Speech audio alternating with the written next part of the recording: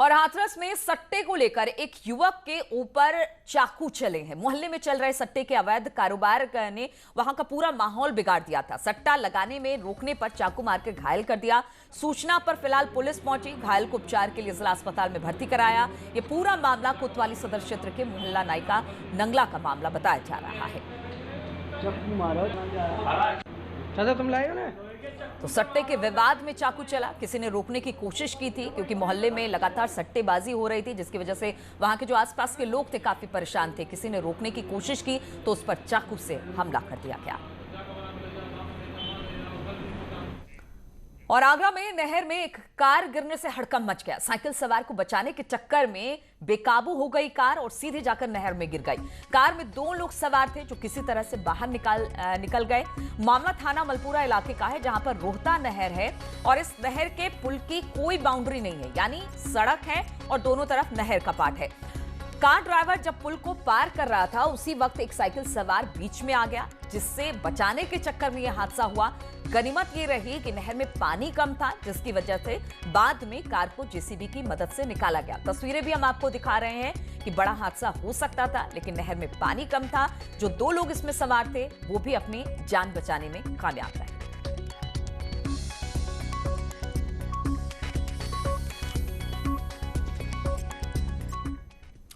और हरदोई में ट्रक में भीषण आग लग गई और ट्रक जल गया। कोतवाली के सवाजपुर मार्ग पर यह घटना हुई।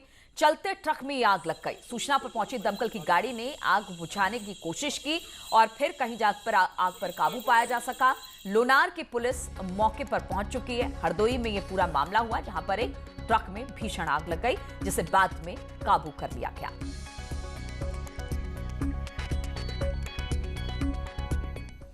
और कौशांबी जिले में कोखराज थाना क्षेत्र में पलटीपुर गांव के पास तेज रफ्तार ट्रैक्टर ने स्कूटी से घर जा रहे परिवार को टक्कर मार दी, जिसमें दोनों की मौके पर ही मौत हो गई। वही घटना में एक महिला जख्मी हो गई, जिसे पुलिस ने अस्पताल में भर्ती करा दिया। वही हादसे के बाद जो गाड़ी का ड्राइवर है वो मौके से फरार हो गया है। सड़क हादसा हुआ, इसमें टक्कर मारी गई स्कूटी सवार को, जिसकी दोनों की मौके पर ही मौत हो गई। और गोरखपुर में नौकरी का झांसा देकर ठगी का मामला सामने आया। संबंधित विभाग के अधिकारियों ने शक होने पर मौके पर पुलिस को सूचना दी, जिसकी वजह से 3 युवकों को पुलिस ने हिरासत में लिया। हैरानी की बात तो ये रही कि 3 युवक फर्जी नियुक्ति पत्र लेकर ज्वाइनिंग करने पहुंचे थे। इनमें से एक युवक बाकी के 2 युवकों को नौकरी दिलाने पर वहां पर पहुंचा हुआ था। वहीं मीडिया द्वारा पूछे जाने पर युवक कुछ भी जवाब नहीं दे सका। वहीं पूछताछ में 2 लोगों को ज्वाइन कराने आए जो तीसरा युवक था नवीन कुमार, उसने बताया कि उसको मेल के माध्यम से नौकरी का ऑफर आया था, जिसके लिए उसने कई लोगों से नियुक्ति करवाई थी। नौकरी के एवज में वो एक से 40,000 रुपए और दूसरे से 20,000 रुपए लिए थे। फिलहाल संदिग्ध युवकों को पुलिस ने पूछताछ के लिए कैंट थाने लेकर गई है।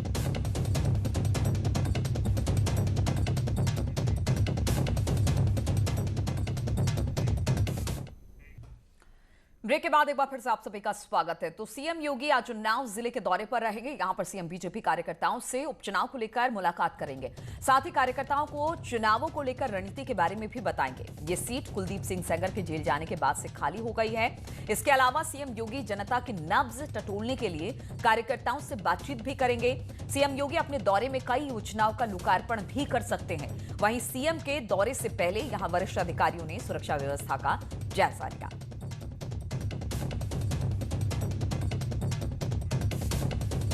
तो उन्नाव के दौरे पर हैं आज सीएम योगी और कहा यह जा रहा है जिस तरह से उपचुनाव होने हैं उसको लेकर सीएम आज एक कार्यकर्ताओं से मुलाकात करेंगे, उपचुनाव को लेकर मुलाकात करेंगे। साथ ही कार्यकर्ताओं को चुनावों को लेकर रणनीति के बारे में भी बताएंगे। ये सीट कुलदीप सिंह सेंगर के जेल जाने के बाद से खाली हो गई थी। इसी पर बातचीत करने के लिए हमारे साथ अनामिका जुड़ गई हैं। अनामिका, आज कितना महत्वपूर्ण योगी का उन्नाव दौरा? कई मायनों में मुख्यमंत्री योगी आदित्यनाथ का यह दौरा महत्वपूर्ण है, उपचुनाव के लिहाज से भी और कुछ योजनाओं का शिलान्यास और लोकार्पण भी करना है मुख्यमंत्री योगी आदित्यनाथ को। कोविड की बैठक जो होती है सुबह 10:30 बजे की बैठक को करने के बाद मुख्यमंत्री करीब 12 बजे के आसपास उन्नाव के लिए रवाना होंगे और उन्नाव में करीब 2 घंटे का समय है, जहाँ पे वो रुक करके कार्यक्रमों में जाएंगे। और ये भी कहा जा रहा है कि कुछ पार्टी के कार्यकर्ताओं से मुलाकात भी करेंगे, साथ ही साथ कुछ योजनाओं की सौगात भी देंगे। 2 घंटे के बाद मुख्यमंत्री योगी आदित्यनाथ लखनऊ वापस है। तो अगर चुनाव की बात की जाए, उपचुनाव की बात करें या फिर योजनाओं की सौगात देने की बात की जाए, दोनों ही लिहाज से ठीक है, तो कई लिहाज से ये काफी महत्वपूर्ण मानी जा रही है। बहुत बहुत शुक्रिया आपका अनामिका, तमाम जानकारी हम तक पहुंचाने के लिए। और अपर मुख्य सचिव गृह अवनीश अवस्थी रविवार को आगरा भी पहुंचे और यहां पर मेट्रो परियोजना के लिए एतमादपुर में यार्ड बनाए जाने और पीएसी ग्राउंड को रहन कला क्षेत्र में शिफ्ट किए जाने को लेकर स्थानीय निरीक्षण भी किया। आगरा में मेट्रो निर्माण को लेकर गतिविधियां तेज हो गई हैं। एसीएस अवनीश कुमार अवस्थी ने जगह का मुआयना किया और एसीएस ने अधिकारियों के साथ काफी देर तक मंथन किया। आगरा में मेट्रो की लंबाई 30 किलोमीटर होगी। सिकंदरा से लेकर ताजपूर्वी गेट तक पहला कॉरिडोर 14 किलोमीटर और आगरा कैंट से कालिंदी विहार का दूसरा कॉरिडोर 16 किलोमीटर लंबा होगा। दोनों कॉरिडोर को मिलाकर 30 स्टेशन होंगे। पहले कॉरिडोर में 14 में से 7 किलोमीटर के इलाके में अंडरग्राउंड ट्रैक बिछाया जाएगा, जबकि बाकी का 7 किलोमीटर एलिवेटेड ट्रैक होगा। वहीं दूसरे कॉरिडोर में पूरा एलिवेटेड ट्रैक होगा। जिन जगहों के होकर मेट्रो गुजर रही है वहां लगातार निर्माण हो रहे हैं, खासकर सिकंदरा और ताजपूर्वी गेट के आसपास, जिसे देखते हुए आवास एवं शहरी नियोजन विभाग ने दिशा निर्देश जारी किए हैं। लखनऊ की तर्ज पर मेट्रो के रूट से 50 मीटर के दायरे में अगर भवन निर्माण होता है तो उसका नक्शा तभी पास किया जाएगा जब यूपीएमआरसी की एनओसी होगी। तो इन्हीं तमाम खबरों के साथ इस बुलेटिन में फिलहाल इतना ही। रुकेंगे छोटे से ब्रेक के लिए, लेकिन ब्रेक के बाद भी लगातार खबरों का सिलसिला जारी रहेगा।